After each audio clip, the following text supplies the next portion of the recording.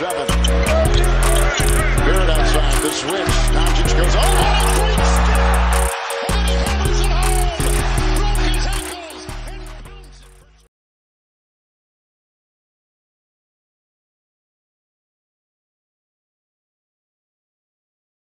Oh, what's going on, guys? Welcome back to another video. I hope all is well. Thank you guys so much for tuning into this video. And as you guys know, the New York Knicks are taking on the Boston Celtics tonight. Knicks got back to 500. They're taking on the Celtics that are 5-3 at Madison Square Garden. Should be an electrifying game. And I'd like to welcome on Bobby from Celtics Corner. How you doing, man? Yo, what's up, man? Appreciate you having me on, man. Yeah, no problem. So I feel like this is going to be an exciting game. Even when the Knicks are bad, I feel like the Knicks and Celtics are always very competitive, especially last season. Like just crazy games, opening night, the overtimes, that game was just freaking wild. I remember Jaylen Brown destroying us the game. RJ hit the game-winning buzzer beater. And that's kind of when the Celtics season, like, they ended up just overcoming adversity after that. They're amazing in the second half of the season. And let's get into the injuries real quick when it comes to this game. So I didn't know about this till later because ESPN was kind of wrong when it came to the injury report. But it says Horford's actually out with a lower back injury. And I believe your backups are Noah Vonleh and Luke Cornett that happen to both be former Knicks, which is a weird coincidence. Luke Cornett, there were so many jokes with him, like how he's because we had him when Porzingis was on the roster. So it was like he's a Walmart Porzingis. He's tall. he could shoot the ball. But then for the Knicks, this is extremely frustrating.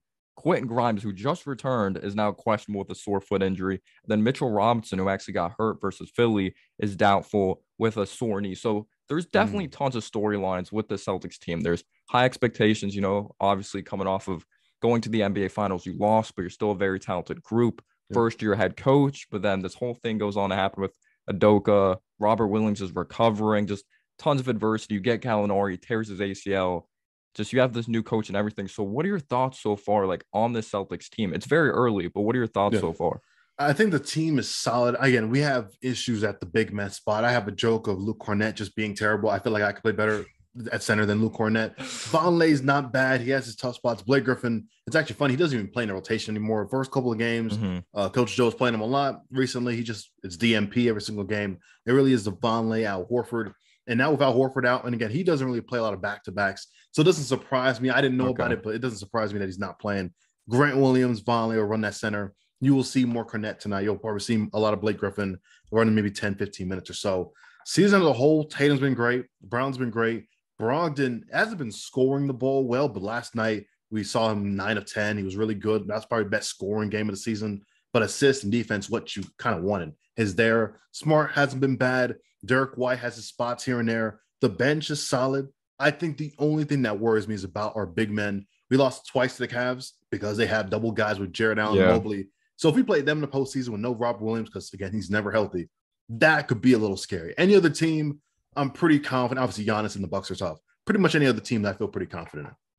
Yeah, I feel it's going to be a very interesting matchup when it comes to center position because Mitch is doubtful. Most likely he's not going to play. And that's been like his problem throughout his career. He hasn't been able to stay healthy and inconsistent. We have Isaiah Hartenstein, though, that we went on to sign. He's been pretty solid for us. But something that's been unique, Tom Thibodeau usually doesn't do, but he did versus Philly, is that we have Obi and Randall out there at the same time. But if I had to put another center out there, like as the backup center, it would probably be Jericho Sims, but he hasn't gotten much action. But I'm not going to lie, Jason Tatum, Jaylen Brown just scare me like crazy, especially because, Grimes doesn't put up a lot of points, but he's a pretty good defensive player. And, Evan Fournier, former Celtic, obviously, he could shoot the heck out of the basketball. And it's just so weird. He only plays well versus the Boston Celtics. He only shows up versus the Boston Celtics. So it's like, maybe if it is a game that he starts, is this game, and then just don't start him after that, honestly. But Cam Reddish has played some solid defense. But we're going up against Tatum, Jaylen Brown. They obviously have deep bags. And this is the game that scares me with not having Mitchell Robinson, that interior defensive presence. Mitch kind of just scares guys sometimes to go inside in the interior. But just Jaylen Brown, Jason Tatum, Evan Fournier, I hope he doesn't start. I hope we see Cam Reddish, but you never know with Tom Thibodeau. He really does rely upon veterans. That's why it was kind of weird that we did start Grimes last game, because he had this sore foot injury. He wasn't really playing much, but I thought Malcolm Brogdon was a very underrated pickup. But the one thing you'll see this team throughout this game, I saw you guys are shooting 37% from three, or 10th in the league in shooting threes. We are terrible at defending the 3-point line. We are straight up awful. We allow second chance opportunities, so we're definitely gonna have to crash the glass. But here's kind of a question for Knicks fans. Like, what would you say? Like, what are the weaknesses of the Celtics team? Obviously, you brought up the center position, but is there anything else like that the New York Knicks should look to take advantage of in this game? I mean, if I was saying things we just do bad, it is turn the ball over some games. There are games where we have maybe 8 or 9 turnovers. In the other game, we have 19, 20. And then even last night, we played the Bulls in a close matchup. We had less turnovers than the Bulls did, but yet we gave up 17 to 3 fast break points, which again, doesn't make any sense. But we let teams run out on transition. That's easy points, easy threes when you have shooters like Fournier, and you have guys like Brunson's going to pull up, and obviously RJ Barrett will definitely pull up in transition. Guys like that definitely take advantage of that turnover game. Other than that, man, I mean, rebounding and turnovers are pretty much the only weakness the Celtics have. They make a lot of bad decisions, a lot of ISO ball here and there. But when you have guys like Jaylen Brown, Jason Tatum, you're going to want to play ISO ball. It's going to be, one player dribbles for 18 seconds, and because they're just that damn good. It's kind of how it is. Yeah, the Knicks are weird when it comes to boards. Like, we'll get offensive rebounds. Like Mitchell Robinson, he doesn't average a lot of rebounds. Like my goal, because Julius Randle's like the leading rebounder on this team with 8 rebounds. And then I saw like, who's your leading rebounder? Is it Tatum with like 8 or 9 rebounds? Like, you don't have a guy that really averages like 10 rebounds per game, right? I don't even have one for a couple of years now. Now I think about it.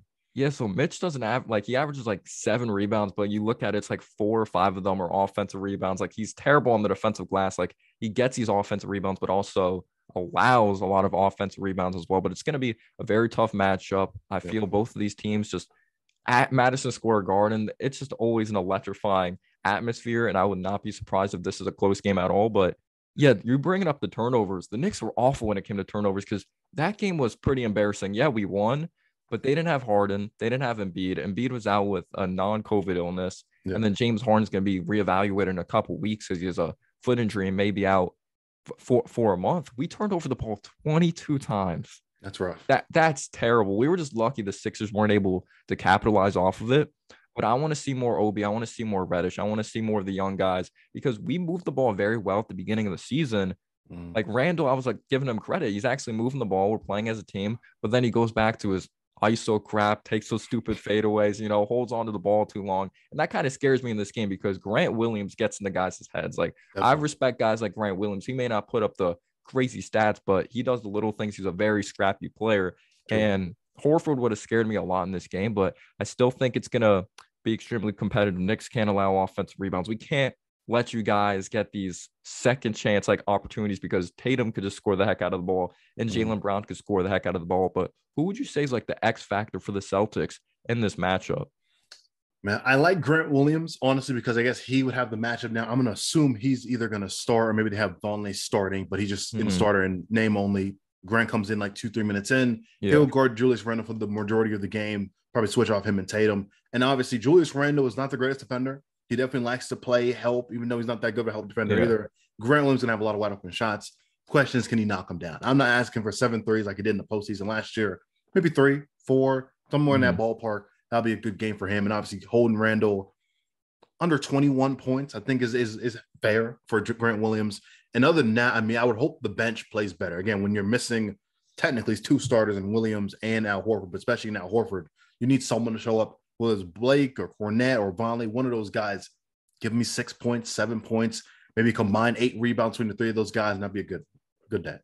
Yeah, I feel we're just going to have to move the ball very well against you guys because when it comes to your athleticism with Tatum, with Brown, like you have more athleticism than us personally, and you also have a strong group with Marcus Smart. That's why I can't stand Fournier in the lineup because, like I said, Fournier can shoot the ball, but he's literally a turnstile defensively. Because we already don't have a lot of athleticism and height. Like Fournier 6'7", but then you look at RJ, that's 6'6", and Brunson 6'1". So we're pretty an undersized group. When it comes to the front court, though, it's fine because Randall's 6'8" and Hartenstein is 7 foot, but we're gonna have to move the ball well. We're gonna have to be unpredictable because there's way too many times in this offense. Like Tom Thibodeau has some of the most like bland offense. Like we're just so predictable on offense that RJ is gonna have to throw pump fakes. We can't just go up on a Grant Williams. We can't just go up against your personnel personally.